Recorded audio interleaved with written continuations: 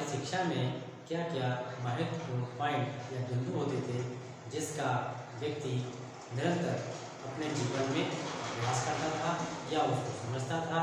ठीक इसी प्रकार तो अभ्यास कैसे हमें करना चाहिए, वैदिककालीन शिक्षा को किस प्रकार समझ सकते हैं, तो आइए शुरू करते हैं। पहले वैदिककालीन शिक्षा के उद्देश्य लिखिए। वैदिककालीन शिक्षा का अर्थ बताइए। वैदिककालीन शिक्षा है उसका आधार अर्थ क्या है, तो भाई कोई शिक्षा हो उसका आधार होगा। जैसे कि आज किसी का हिंदी में आधार है, किसी का इंग्लिश मीडियम आधार है, पैटर्न से बोलते हैं, एनसीईआरटी है।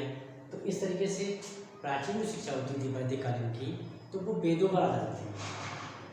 तो सबसे पहले अब इसमें हम समझेंगे पहले वैदिककालीन शिक्षा उद्देश्य, ये आपको अगले वीडियो में मिलेगा।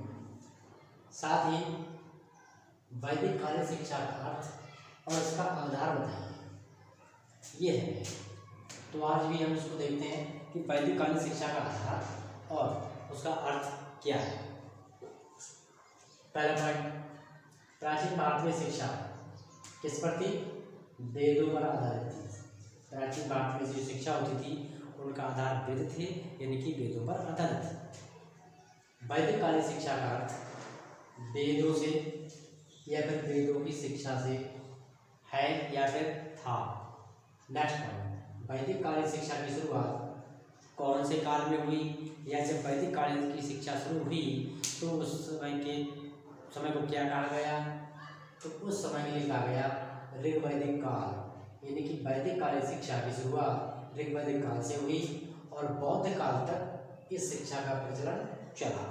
यानी कि जो बौद्धिककालीन जो शिक्षा हुआ करती थी, ये वैदिककालीन शिक्षा, तो वो वैदिक काल से लेकर और बौद्ध काल तक, जिस समय महात्मा बुद्ध या गौतम बुद्ध हम नाम जानते हैं, वो आए थे प्रकाश में, उन्होंने बहुत मानवता के लिए काम किया। तो उस समय तक इस शिक्षा का प्रचलन रहा, या ये शिक्षा उस समय तक प्रचलन में चलती है। नेक्स्ट, वैदिक काल का समय। वैदिक काल का समय कितना था, लगभग 2500 ईसा पूर्व से लेकर 600 ईसा पूर्व तक माना जाता है।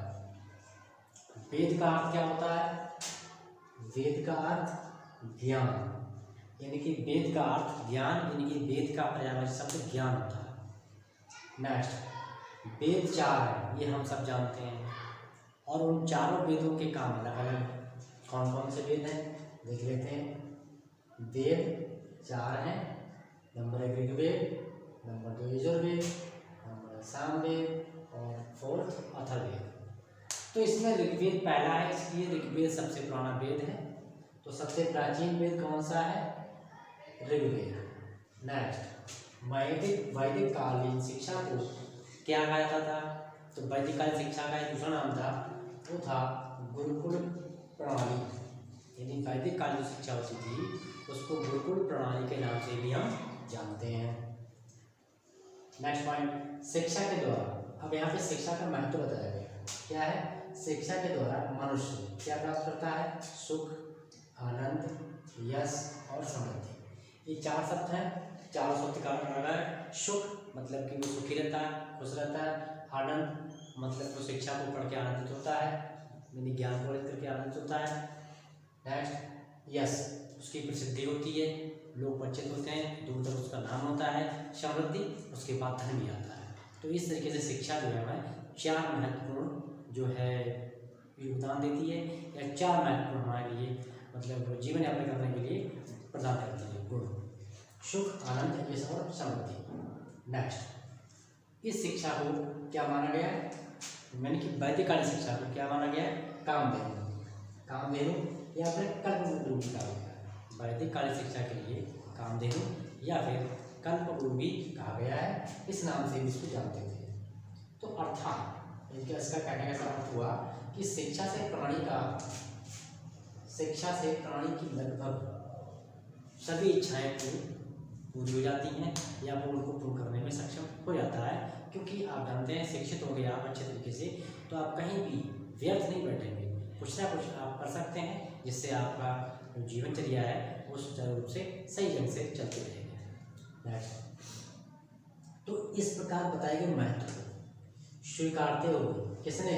प्रोफेसर अल्लेदकर, ये राइटर हैं, प्रोफेसर हैं, इन्होंने शिक्षा के महत्व को समझा है, उसको माना है कि हम इस तरीके से शिक्षा के बारे में अगर हम शिक्षित हैं तो इस तरीके से हमारे पास सुविधाएं आ सकती हैं या हम इस तरीके से अपने जीवन को सुखी बना सकते हैं। तो इसमें क्या बताया उन्होंने?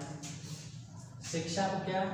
शिक्षा को प्रकाश और शांति का ऐसा स्रोत माना जाता था जो हमारी शारीरिक, मानसिक, भौतिक, आध्यात्मिक शक्तियों, मतलब कि आध्यात्मिक शक्तियों जो हम ज्ञान प्राप्त करते हैं, तो उनके लिए उनके जो क्षमताएं होती हैं, जो हमारी शक्ति होती है, उसको निरंतर और सामंजस्य सही तरीके से विकास करके हमारे स्वभाव यानी हमारे आचरण को क्या कर देता है?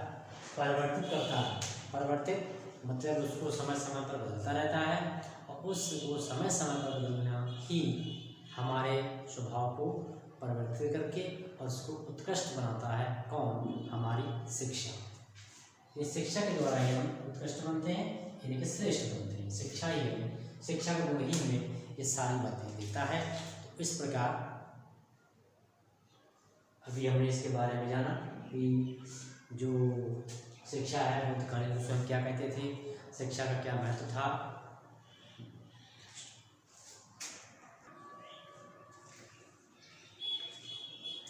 वैदिककालीन शिक्षा के उद्देश्य। कोई भी अगर शिक्षा होती है तो उसका उद्देश्य भी होता है। कोई भी शिक्षा है आधार होता है, उसका उद्देश्य होता है, यानी उसका आधार क्या है, किस आधार पर वो शिक्षा दी जाएगी। दूसरा, जब वो शिक्षा का प्रचलन आएगा तो उस शिक्षा का उद्देश्य क्या होगा, वो शिक्षा किस तरीके से मानव के अंदर कौन कौन सी चीज़ें विकसित करेगी, वो चीज़ हम देखते हैं। तो सबसे पहला है व्यक्तित्व का विकास। जो शिक्षा, वैदिक शिक्षा है, उसका मेन मुद्दा था सबसे मतलब कि जो इसकी उपयोगिता है, उसकी विशेषता है, वो ये है कि वो व्यक्ति के व्यक्तित्व का विकास करती है वैदिककालीन शिक्षा। फिर है चरित्र निर्माण। चरित्र निर्माण जो है ये वैदिककालीन शिक्षा का मेन उद्देश्य था कि व्यक्ति के चरित्र का निर्माण करना, उसको चरित्र रूप से अच्छा बनाना, बेहतर बनाना। अगला पॉइंट, नागरिकता एवं सामाजिकता का विकास। वैदिककालीन शिक्षा नागरिकता यानी कि नागरिक हम आप लोग सभी लोग, वो सब, और सामाजिक यानी समाज में जो भी चीज़ें चलती रहती हैं उन सब का भी विकास करना वैदिककालीन शिक्षा का उद्देश्य रहा। नेक्स्ट, राष्ट्रीयता का भावना। भाई कोई भी ऐसी शिक्षा नहीं होगी जो राष्ट्रीयता की भावना ना विकसित करे, यानी कि अपने राष्ट्र की भावना विकसित ना करे, ऐसी भावना प्रकट ना करें जिससे हम अपने राष्ट्र को विकसित करें, सभी करेंगे। फिर धार्मिक विकास। धार्मिक विकास क्या होता है?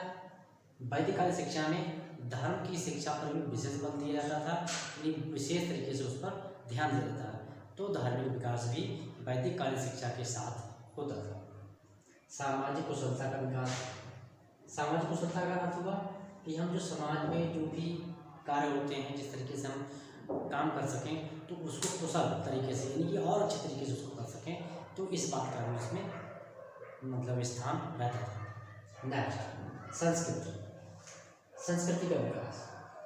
संस्कृति जैसे कि हम लोग शुरू से सीखते आए हैं, हमारी प्राचीन संस्कृति, उसके बाद में हिंदी का विकास हुआ।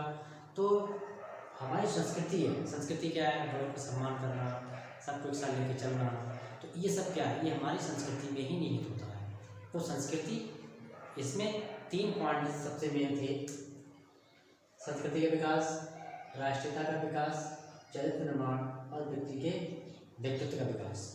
इन पर विशेष बल दिया जाता है।